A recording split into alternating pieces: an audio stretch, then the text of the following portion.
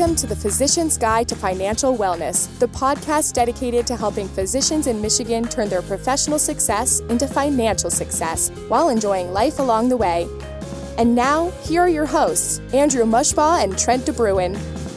Hi, everyone, and welcome to another episode of the Physician's Guide to Financial Wellness. This is Andrew Mushbaugh, and I'm joined, as always, by my co-host, Trent DeBruin. And today we're going to talk about tax planning and retirement and how to make the most of a few unique windows. So while retirement should be a period of enjoyment, if you don't take advantage of some of the proactive tax planning items we discussed today, you may have a surprise tax bill later in retirement and potentially miss out on hundreds of thousands of dollars along the way. And obviously, we aren't trying to paint a dire picture here, but we don't want people to miss the opportunities available to them and not stretch how far all those years of saving and investing up until retirement go by overpaying in taxes. So really, our goal here is to help you do that civic duty of maximizing how much stays in your pockets versus going to Uncle Sam and the IRS. And like every other topic we discuss, we're going to break down this broad subject of tax planning and retirement into more manageable pieces to address, which involves helping you come up with a general 20 to 30-year tax plan and then understanding how to implement that plan over a few key windows from retirement until age 72 and beyond. And our wives like to remind us that not everyone gets as excited as we do about some of these planning items, so we won't be offended if you listen to this episode in a couple sittings. Yeah, I think the most excited Jen gets is knowing she doesn't have to think about or talk about any of this. But luckily, she shares some of my other passions, like college football.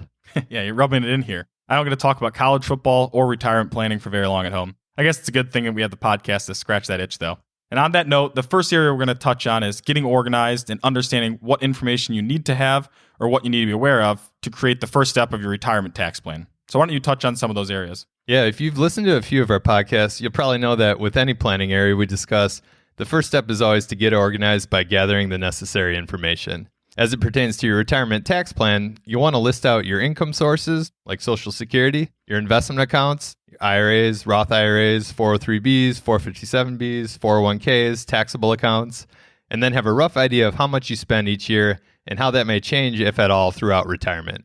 After you have an understanding of your income sources, investment accounts, and spending, you then want to be aware of the key tax planning windows in retirement and some of the decisions you can make within each window and how they impact your overall retirement tax plan.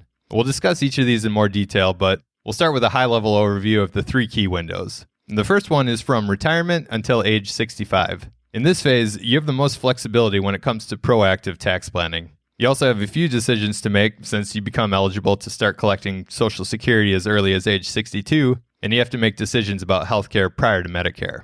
The next window is from age 65, when you become eligible for Medicare, until age 72, when you're required to start taking money from your retirement accounts, which is called your required minimum distribution. This is the next best window for proactive tax planning, but there's an added element of understanding the relationship between any tax planning moves you make and potential surcharges you may have to pay for Medicare. Also, if you haven't started collecting Social Security, you'll need to understand the difference between claiming it at your full retirement age versus delaying until age 70. And the final window is from age 72 and beyond. And at this point, most of the big decisions have already been made between Social Security, healthcare planning, and any proactive tax planning you did prior to your required minimum distribution starting at age 72. And if you took advantage of all the opportunities in the first two windows, you'll have avoided any surprises at age 72. And depending on your situation, this may even be the phase where you start to think about generational planning as well, in terms of how to most efficiently leave behind an inheritance for your heirs. So to summarize the first point on getting organized, you'll need to know what your income sources, investment account balances, and expenses are, along with the key tax planning windows during retirement. And this allows you to then create your 20 to 30-year tax plan. Yeah, and before we jump into thinking through your 20 to 30-year tax plan, I'll first explain the shift in strategy from tax planning during your years as an attending versus retirement. While you were an attending and in your peak earning years from a tax perspective, the tax strategy was to maximize all the deductions available to you and to try to pay the least amount in taxes each year. Whereas transitioning into retirement and your paychecks going away, you'll most likely be in a much lower tax bracket. So while you could pay very little in taxes for several years based on how you withdraw from your investment accounts and utilize your income sources, this most likely would result in you having a large surprise tax bill once you're age 72. Because of this, the tax planning strategy shifts from focusing on lowering any taxes in a given year to focusing on minimizing your overall lifetime tax bill, which in practice, this means you'll proactively pay more in taxes than you otherwise would have to in the early years of retirement in order to smooth out your overall taxes in retirement and avoid any of those large jumps in the future. This is why we recommend the next step after getting organized is to come up with a 20 to 30 year tax plan, projecting out into the future, and then comparing that to where you are today. It helps to serve as the big picture guide, and then from there, you can back into what you should do each year. Said differently, this 20 to 30 year tax plan is a lot like using a GPS. You need to understand where you're headed first, and then you'll get instructions along the way with what you need to do in order to get there. So when you are thinking about creating this big picture tax plan, the first step is to understand what your future tax liabilities will look like. This involves projecting out to age 72, when you're required to start taking a set amount of money out of your IRAs each year. You'll also be collecting Social Security by this point, of which 85% of that benefit is taxable. There are other factors like taxable interest from bond investments, dividends from stock investments, or realized gains in your taxable accounts. But in order to keep this higher level, we'll just focus on your required minimum distributions and Social Security. We'll walk through an example of what this looks like in practice. And so for our example, we'll assume a couple retires at age 65, spends $120,000 a year, and will have $55,000 of taxable Social Security benefits and $3 million of investment assets. Within the $3 million investment assets, $2 million is in a pre-tax IRA that will be subject to required minimum distributions at age 72, and $1 million in a taxable investment account. If you didn't do any proactive tax planning and tried to minimize taxes in each individual year, you would use the $1 million of taxable investments to fund your lifestyle until you're required to start taking money out of your $2 million pre-tax IRA at age 72. This means your $2 million pre-tax IRA would grow over time since you aren't taking from the account. So if we assumed a modest 4% return each year, by the time you're age 72, your $2 million pre-tax IRA would be worth roughly $2.6 million. Again, at age 72, the IRS requires you to start taking money out of your pre-tax IRA based on a set divisor that decreases over time, which means you have to take more out from that account over time.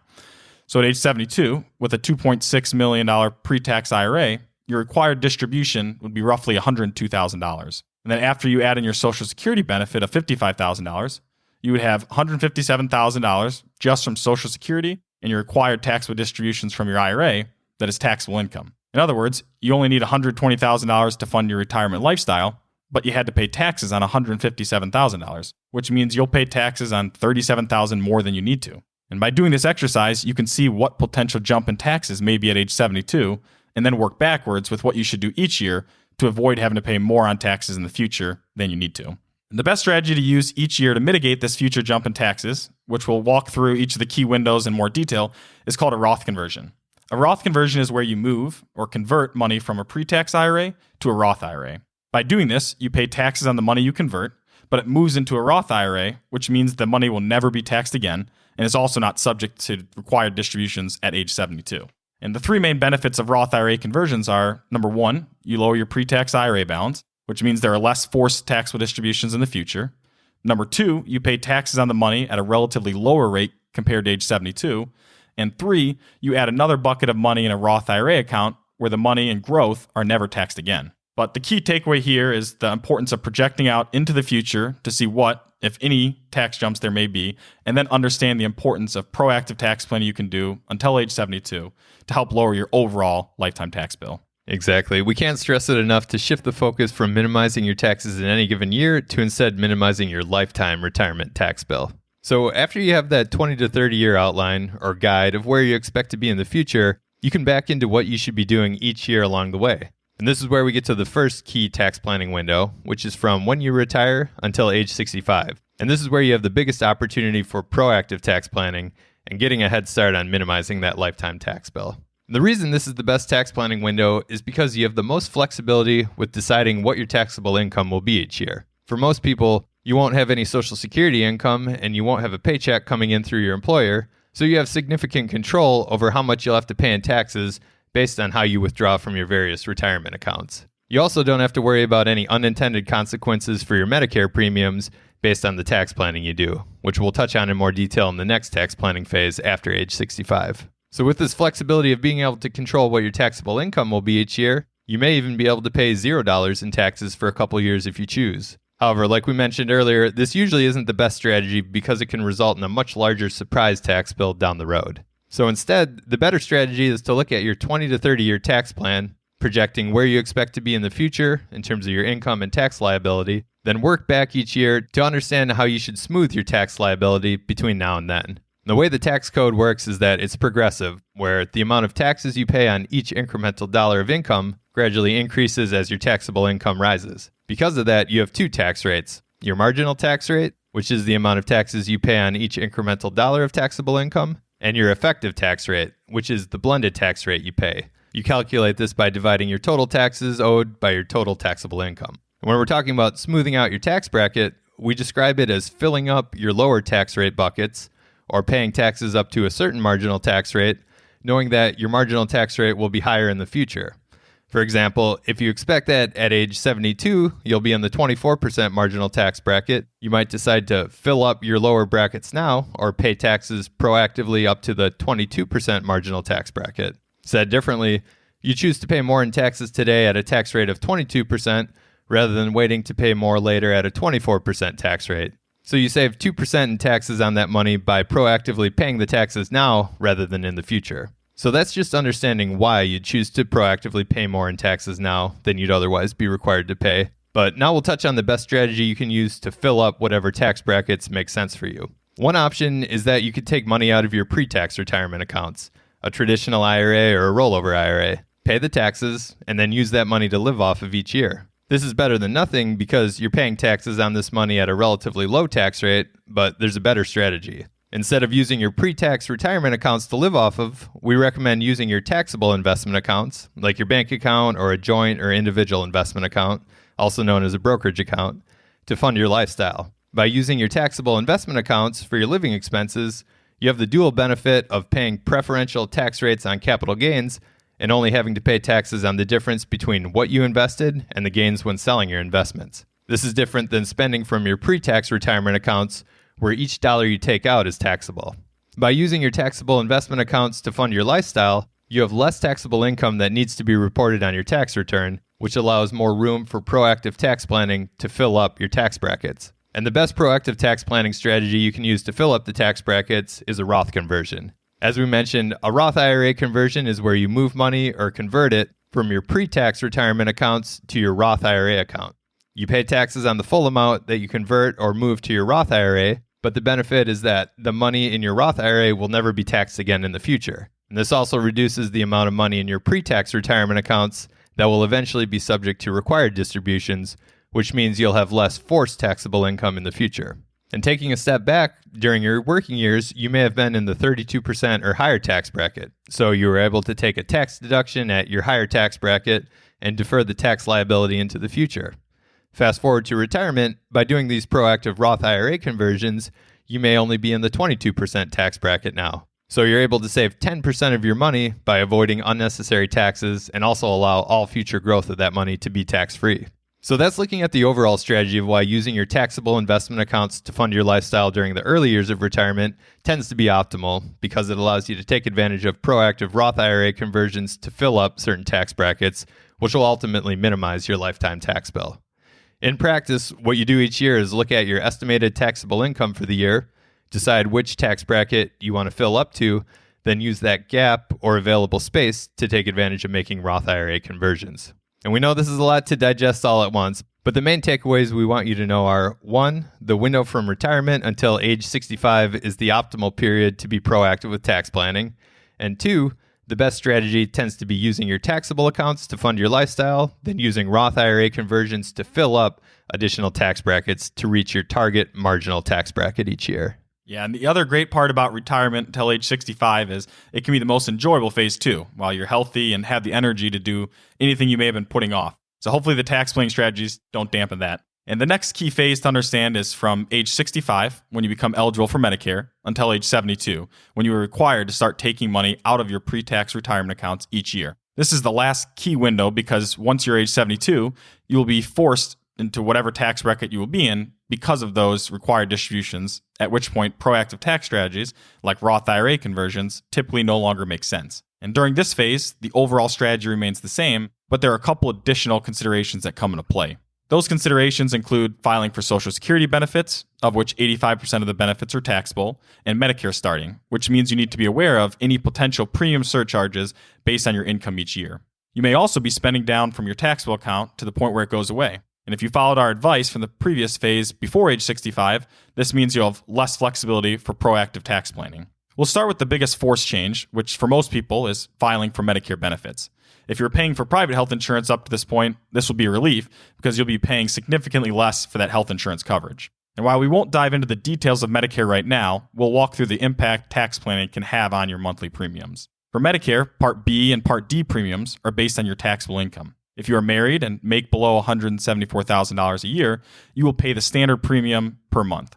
In 2020, that was $144.60 for Part B and $0 for Part D, outside of your planned premium. However, if you make more than $174,000, then you receive what's called IRMA, or an income-related monthly adjustment amount. That is an additional amount you'll pay for your Part B and Part D premiums, and it's commonly referred to as a Medicare surcharge. The first jump, again, if filing jointly, is up to $218,000 of income, at which point your premiums jump by roughly $60 a month for Part B and $12 a month for Part D. And your premiums just continue to increase as your taxable income increases. So up to $750,000, at which point your monthly premiums are $350 per month higher for Part B and $76 per month higher for Part D. So while this shouldn't completely deter you from ever going over certain income limits, it is an additional factor you'll want to consider when deciding how much in annual Roth IRA conversions you should be doing when filling up certain tax brackets. The other change in this window is when you start to collect Social Security. As I mentioned, your Social Security benefits are taxable up to 85% of the benefits you receive. So while this is helpful to fund your retirement lifestyle, it's actually a negative when it comes to tax planning because you have less space for Roth IRA conversions each year. And like Medicare, we won't go into the details on Social Security planning right now, but in general, from a tax perspective, we typically recommend people delay Social Security until age 70, setting aside health considerations or other unique factors. And the reason for this is twofold. You not only get an 8% increase in your annual lifetime Social Security benefit each year that you delay until age 70, but you also free up space to make additional Roth IRA conversions, which will benefit you even more down the road. So during this phase, you want to follow the same planning strategies as we mentioned from retirement until age 65, but you have the additional considerations of Medicare and Social Security that you need to add into your annual calculations. And one other relevant planning item that comes into play during this window is that at age 70 and a half, you are eligible to make what's called qualified charitable distributions, or QCDs. A QCD is where you donate money to charity directly from your pre-tax IRA. And when you gift money to the charity from your pre-tax IRA, you don't get a tax deduction, but you also don't have to pay taxes on the distribution from your pre-tax IRA like you would if you were to use that money to fund your living expenses or make a Roth IRA conversion. So if you're charitably inclined, this is a great way to give to charity because you don't have to pay taxes on the money that you give. The charity doesn't have to pay taxes on it. And you have the double benefit of not only giving to charity in a tax-efficient way, but you're also lowering your pre-tax IRA bucket, which means you have less required minimum distributions at age 72. So to summarize planning between age 65 and 72, you want to follow the same basic strategy each year as the previous window, from retirement until 65, but you just need to be aware of the additional changes and opportunities from Medicare, Social Security, and qualified charitable distributions. Yeah, and like Andrew mentioned about enjoying retirement until age 65, hopefully you're still enjoying retirement between age 65 and 72, and you can be happy knowing the government is finally giving something back to you through health insurance and starting to pay you that Social Security. So now we'll talk about the final phase, at least as it pertains to tax planning, and that's after age 72, when you're required to start taking money from your pre-tax retirement accounts. Fortunately, if you took advantage of creating your 20 to 30-year tax plan and took advantage of proactive tax planning during the prior two windows, you won't be in for any surprise tax bills in this last phase, and you can thank your younger self for helping make it an easy transition. At age 72, and each year after, the amount you have to withdraw from your pre-tax retirement accounts, also known as your RMD, or required minimum distribution, is based on the December 31st balance of the previous year and a set divisor from the IRS. For the first year, you'll divide your pre-tax account balance by 25.6. So with a $2 million pre-tax IRA balance as of December 31st, you'll divide that by 25.6 to get $78,125 as the amount you'll need to distribute during the subsequent year. Now, there are unique considerations for your first RMD at age 72, depending on exactly when you turn 72.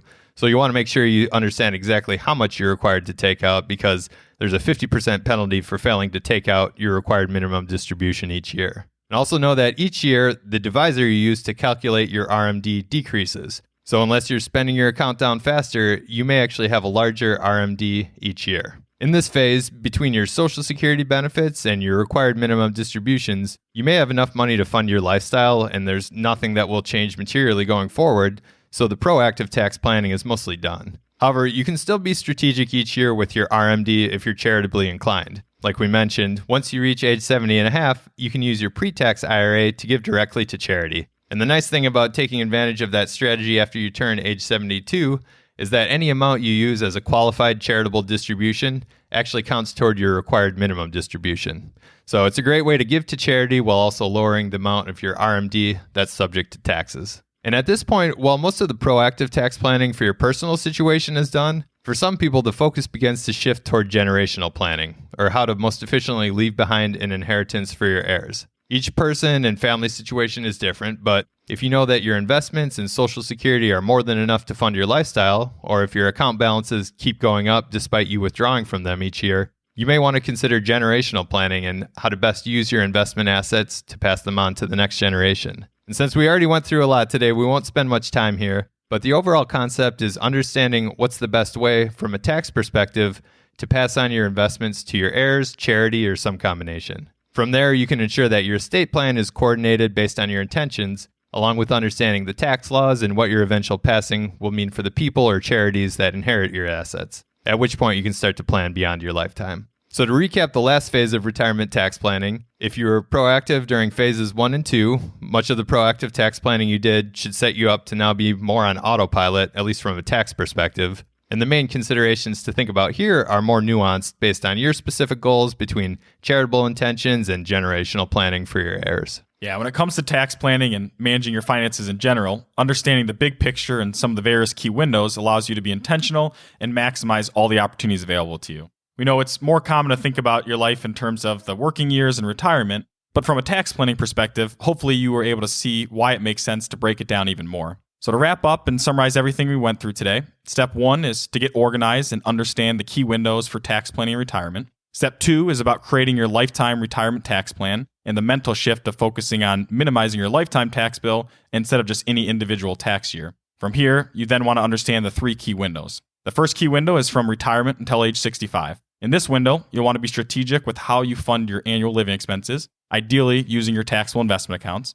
along with making proactive Roth IRA conversions to fill up various tax brackets. The second key window is from age 65 until age 72. In this window, you'll follow the same overall strategy as the previous window, but need to factor in a couple additional considerations: the impact your income has on Medicare premium surcharges, and how the timing of Social Security impacts your tax planning. And you'll also be eligible to make qualified charitable distributions at age 70 and a half. And finally, the last window is age 72 and beyond, which if you took advantage of the first 2 key windows, you will have put yourself in a great position to enjoy the rest of your retirement. And the main considerations here are just based on your unique goals, the legacy that you want to leave behind, and how to most efficiently do this. And we hope this was a helpful discussion to provide some perspective around how to think through tax planning and retirement. And as always, we appreciate you joining us for another episode of the show, and thank you for the time you spend with us. If you have any thoughts to share or questions you'd like to have answered, feel free to email us at info@mdwmllc.com. You can also visit the podcast page of our website, mdwmllc.com/podcast, to access the show notes and everything we covered today, including a 1-page guide on the key tax planning windows that we discussed today. And take care, everyone, and we'll look forward to talking again soon. Want even more ideas, tools, and resources on how to make smart financial decisions? Check out the resources section of MD Wealth Management's website at mdwmllc.com, where you'll find additional knowledge and insight from Michigan physicians, including a blog, ebook, and 1-page guides. While there, you can also schedule a 15-minute conversation with Andrew and Trent to learn more about what it means to work with the firm and how they serve physicians. If you've enjoyed the content, please leave a review on iTunes and share with your friends and colleagues. Thanks so much for listening.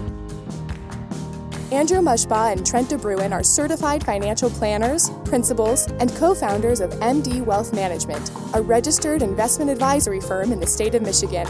All opinions shared in the show are for general information and are not intended to provide specific advice or recommendations for any individual. All performance referenced is historical and no guarantee of future returns. Please consult with your legal advisor, your tax advisor, or your financial advisor before making any decisions.